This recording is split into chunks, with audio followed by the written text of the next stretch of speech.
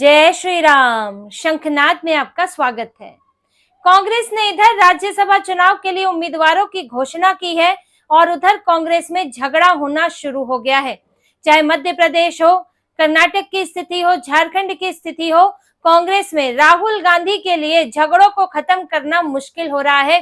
कर्नाटक में मुख्यमंत्रियों का हाल सबके सामने है। डीके शिव कुमार, सिद्धारमैया अब भी लड़ रहे हैं।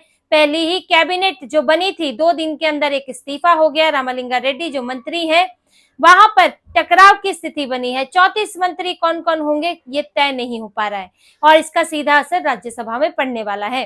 लेकिन कर्नाटक से ज्यादा स्थिति जो है वो मध्य प्रदेश में इस वक्त खराब हो चुकी है, जहां पर मीनाक्षी नटराजन को इन्होंने उम्मीदवार बनाया है। मीनाक्षी नटराजन मंदसौर से लोकसभा सांसद रह चुकी हैं, लेकिन वो पिछला चुनाव हार गई थी और अब उन्हें राज्यसभा भेजने की तैयारी है।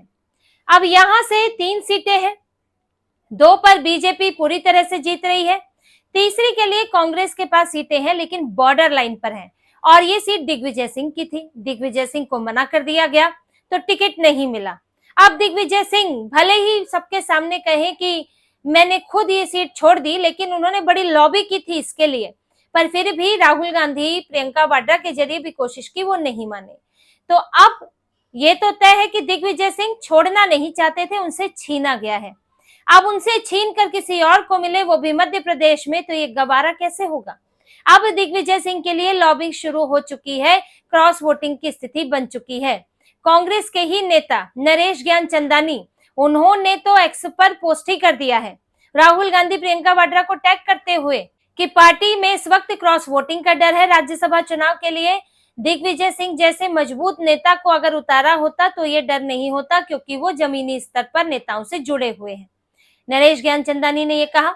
एक और कांग्रेस नेता ने भी यही बात कही, नाम नहीं बताया उन्होंने, लेकिन मीडिया में ये बात कही कि मीनाक्षी नटराजन वरिष्ठ नेता है लेकिन उनका जमीनी नेताओं से संपर्क नहीं है, और जब नेता का संपर्क नहीं होता है तो ऐसे में अविश्वास बढ़ता है और क्रॉस वोटिंग होती है।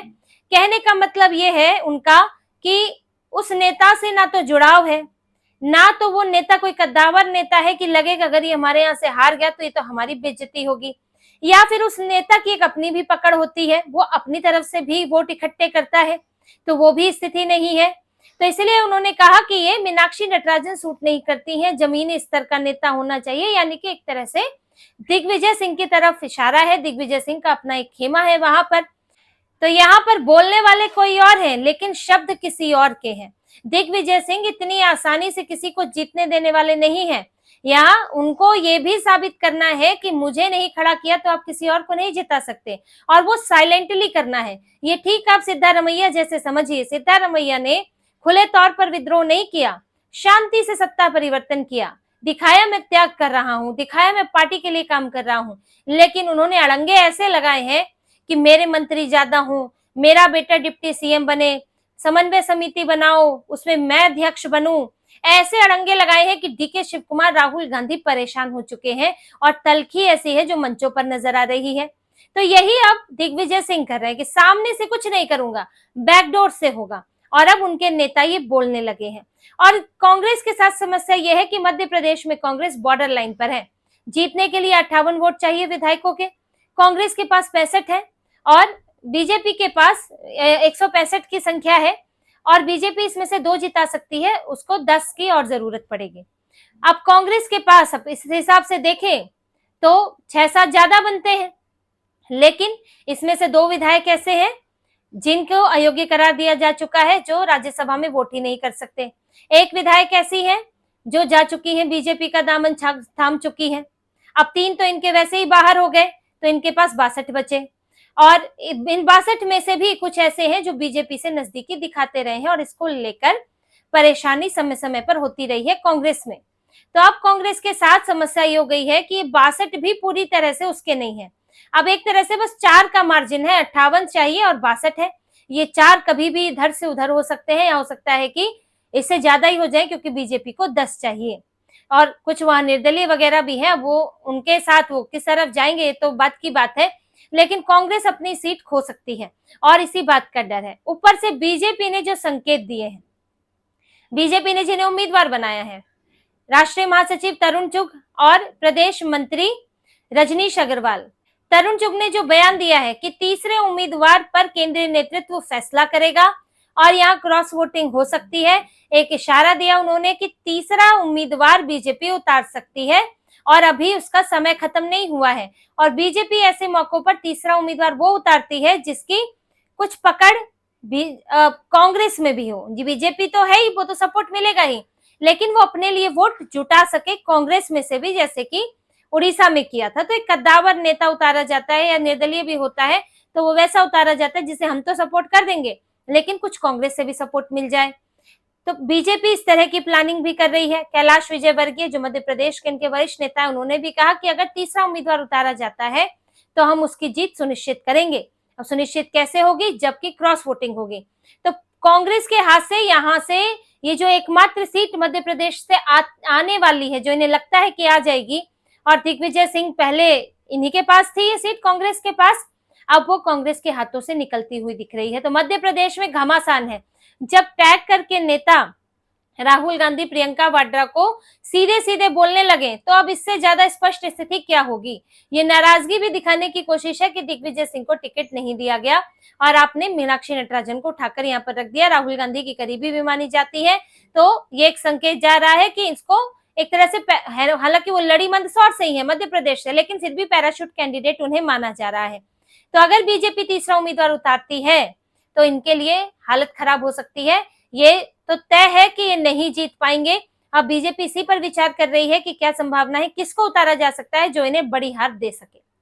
अब कर्नाटक की बात कर लेते हैं। तो कर्नाटक में 3 उम्मीदवार हैं इनके, पवन खेड़ा, मल्लिकार्जुन खड़गे और मंसूर अली खान। वहां पर तीन में से 2 ये बहुत आसानी से जीत सकते हैं। तीसरी के लिए इनके पास 1-2 सीटों की कमी है। अब बीजेपी वहां पर एक आराम से जीत सकती है। अगर वो दूसरा उतारती है तो उसके लिए उसे कम से कम 10-11 चाहिए होंगे। अब जो हालात कांग्रेस में है उससे ये साफ लगता है कि कांग्रेस में भी सेंधमारी हो सकती है। अभी बीजेपी ने अपने पत्ते नहीं खोले हैं। 1 उम्मीदवार उतारेगी, 2 उम्मीदवार उतारेगी, ये देखना होगा। 1 उतारती है तो ये 3 जीत जाएंगे, लेकिन अगर 2 उतारती है तो इनके लिए चुनौती होगी और तीसरी सीट खतरे में पड़ जाएगी। अब वो किसकी खतरे में पड़ेगी? पवन खेड़ा, मल्लिकार्जुन खड़गे या फिर मंसूर अली खान?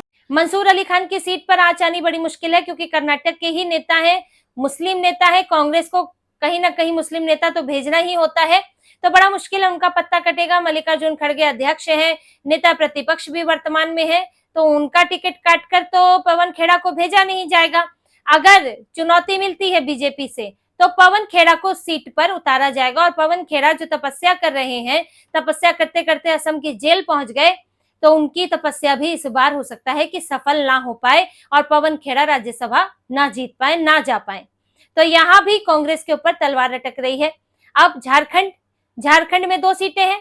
कांग्रेस ने एक उम्मीदवार उतार दिया है, वो झामुमो से मांग रही थी ये सीट, लेकिन झामुमो दोनों चाहती थी। कांग्रेस ने अपना उम्मीदवार की घोषणा कर दी है, लेकिन इसमें कांग्रेस को मिलनी बड़ी मुश्किल है क्योंकि बीजेपी यहाँ से 2 उतारना चाहती है और ये लगभग तय है।